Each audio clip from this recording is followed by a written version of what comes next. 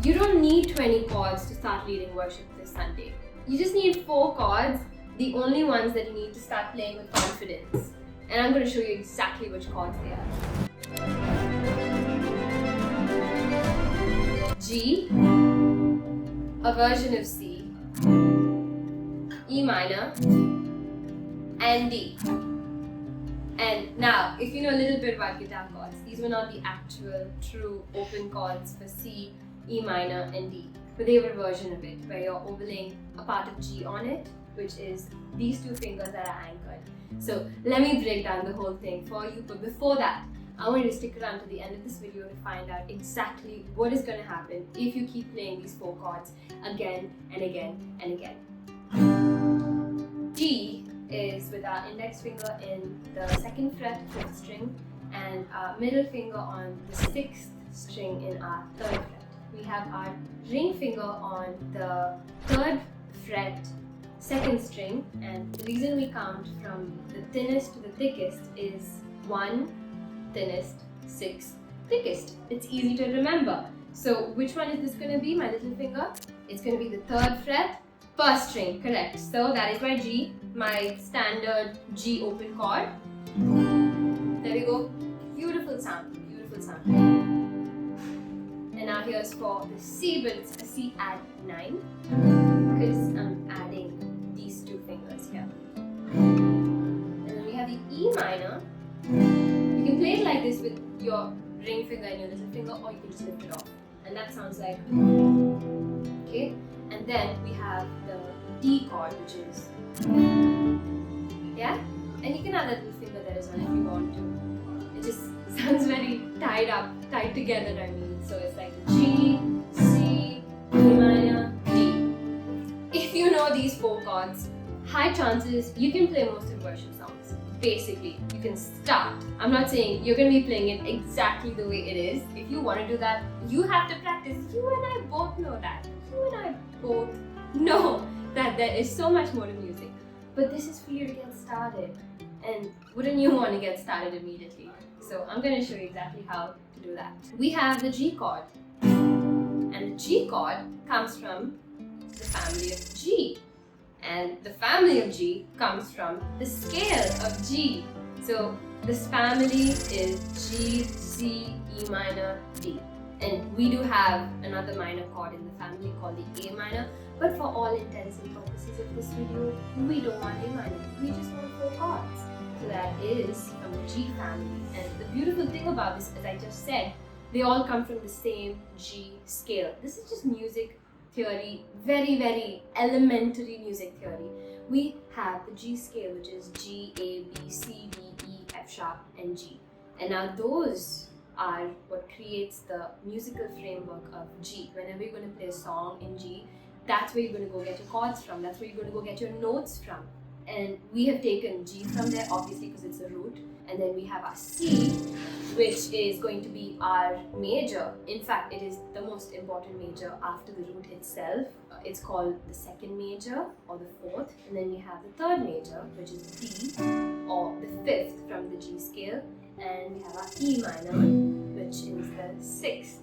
And when I mean 4th, 5th, and 6th, I just mean we have our Do, Re, Mi, Fa, Sol, La, Ti, Do, which is 1, 2, 3, 4, 5, 6, 7, 8. So in those numbers, we take the 4th, which is C, we take the 5th, which is D, we take the 6th, which is E minor, and the most important minor for any song that you're going to play in the scale of G. Alright, now that you know all of that, let's get to the song. Alright, I know that's what you're waiting for. Let's get right into it. So we have, let's think of a song.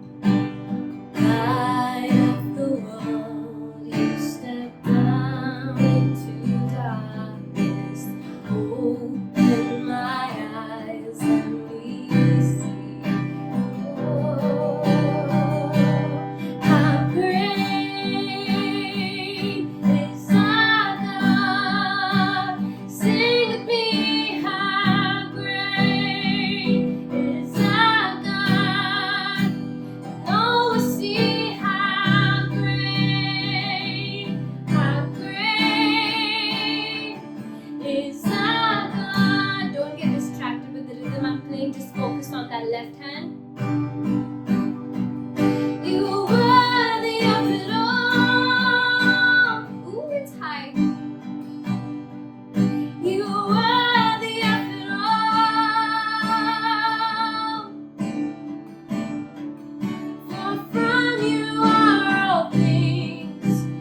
To you are all things, you deserve the glory.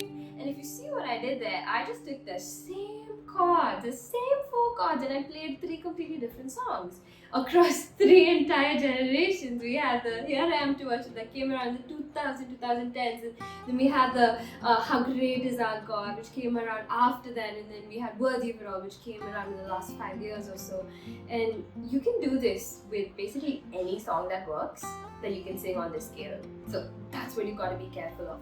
Just be careful that whatever song you're gonna go to next, it's within the same vocal register of yours. Otherwise, you're gonna be in for some surprises and some funny, embarrassing situations. It's not a big deal. These things happen, but just be careful. You've gotta give God your best. When I say that you can unlock most of the songs, I'm just saying you can sing the song on the same scale. I don't mean that, you're playing each song on a different chord. Obviously, that's not what I did. It's literally the same chord for all of these songs. And say if that doesn't work, and Worthy of It All was quite high for me, and I would play that on something lower, like maybe a C. And now if I have to switch my G, okay, here's where it gets really interesting. Here's where this can become such a multitasker. You can literally take this chord shape and you can switch it up, you can shift it up as many frets as it takes for you to reach the chord you want to play it on, given that you can go up the fret. So what do I mean by that? You have your G, G sharp, A sharp, B, C. So I said I sing Worthy of It All on a C. Now, what if I want to sing all of those songs on a C? If I play it like this, it's going to sound really bad. Wait, it's actually not that bad. But I can't play this. This is not actually a C. It's not a C. So what I would do in that case, I just take a capo and I put it on my 5th fret, because I did the math right with you. We went 5 steps up from G to land on C. And now C is where I want to sing that song. So I just take my capo and then I get a C sound, which is, we'd have, that's a C. Of course, imagine my capo is over here. And you can use this for basically a lot of different songs. You can use it to play your C, you can use it to play G sharp, A, all of those things. But you can't go too high with it. So be mindful of that. Here's the main part that I wanted to share with you, that I said stick around till the end. What's going to happen if you keep playing these same chords again and again and again? What you're going to see happen is, this anchor, that's my ring finger and my little finger, that stay constant throughout. It sounds lovely and it sounds so connected, it sounds so cohesive. But if I play it too much, if I use it too much, it's going to sound monotonous, because you see that those 2 notes are remaining the same throughout all 4 of these chords. There's that element of no matter what chord you play, there's always that G overlay on it. That G is always sitting on top of it. And that can create some monotony, which we do not like. We don't want to create something that doesn't have life, that doesn't have spark and energy. And I use this set of chords quite frequently. I love it. A lot of guitarists, we do that. It's beautiful. But that's where you want to branch out and start learning more chords, to just increasing your chord vocabulary. And what is chord vocabulary?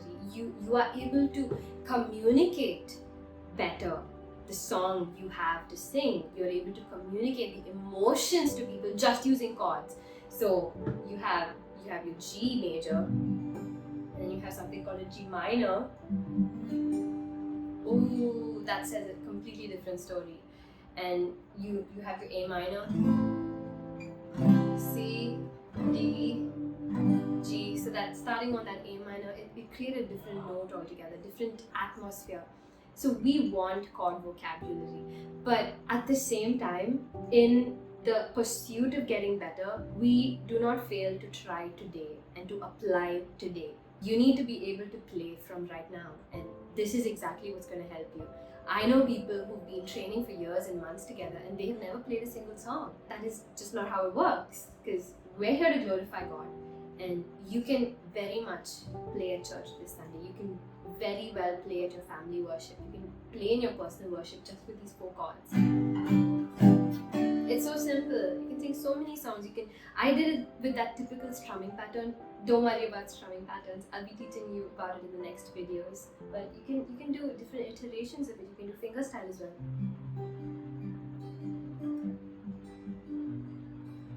I've got the joy, joy, joy, joy down in my heart. Down in my heart, down in my heart. I've got the joy, joy, joy, joy down in my heart. Glory to His name, and I'm so happy, so very happy. I've got the love of Jesus in my heart. You can use it to do so many different strumming patterns, and that will bring diversity. You can use this to just start playing for now, but if you get stuck here, it will become your ceiling. You will never be able to communicate like Beethoven, like Mozart, like Debussy and all of them. A lot of these people were believers in the Lord Jesus Christ. They were able to express the joy of salvation.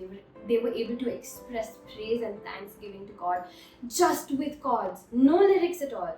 Chords are such a communicator, and I would love for you to learn more chords. But I would also love for you to start playing today. You don't need to wait till you learn 20 chords to play on church on Sunday. You can play tomorrow.